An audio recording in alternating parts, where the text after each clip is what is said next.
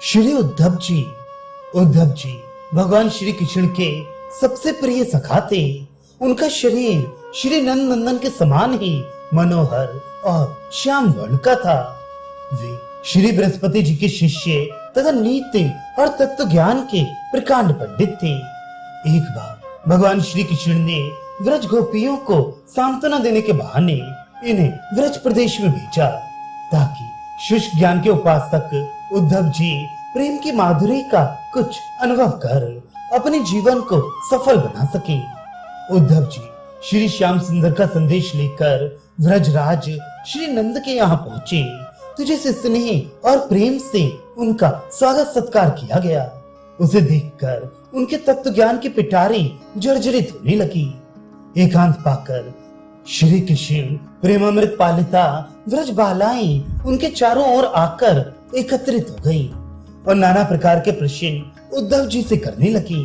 श्री उद्धव जी ने उन्हें बतलाया, आप जिन श्री कृष्ण के विरह में इतनी व्याकुल हो रही हैं, वे तो हम तुम क्या जीव मात्र और समस्त जड़ चेतन में व्याप्त हैं। उन सर्वव्यापी निर्गुण ब्रह्म से संयोग वियोग कैसा, वे तो अब भी तुम्हारे सामने के समस्त पदार्थों में व्याप्त हैं, फिर उनके लिए विरह कैसा।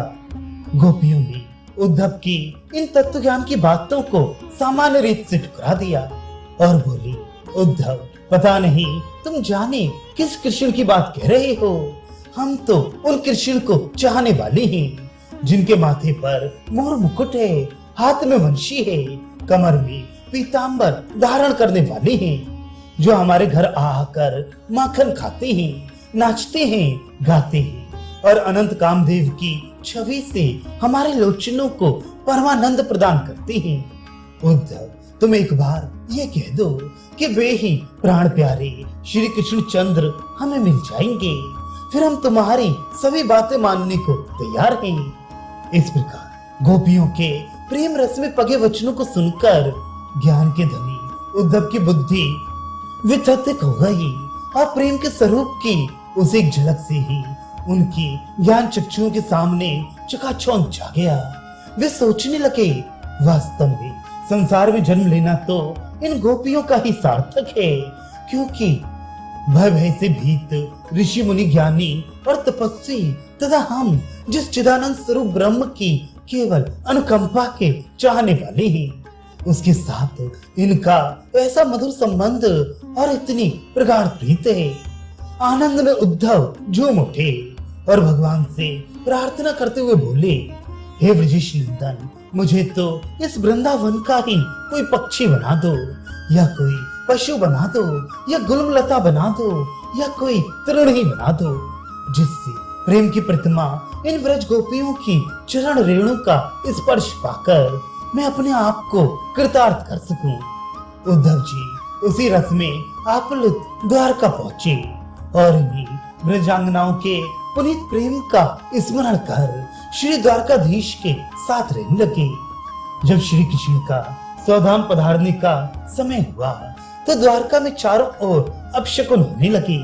श्री उद्धव जी समझ गए और भगवान के सामने जाकर बोले, प्रभु मैं तो आपका दास हूँ, आपका शीत प्रसाद खाकर रहता हूँ और आपके पहने हुए कपड़े पहनकर अपना शरीर ढकता हूँ।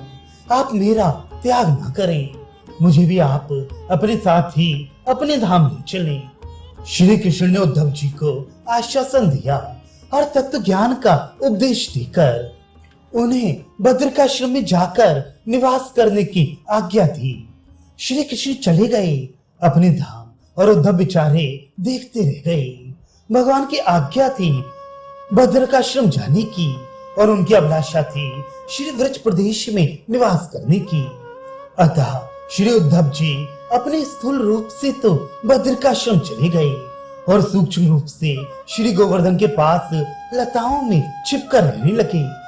जब महर्षि शांडिल्य के उपदेश से वज्रनाभ ने गोवर्धन के समीप संकीर्तन महोत्सव किया, तब लता कुंजों से निकलकर श्री उद्धव जी ने वज्रनाभ एवं ब्रज गोपिकाओं को श्रीमद् भागवत की कथा का श्रवण कराया और 1 महीने के पश्चात सबको श्री निकुंज में लिवा ले गए।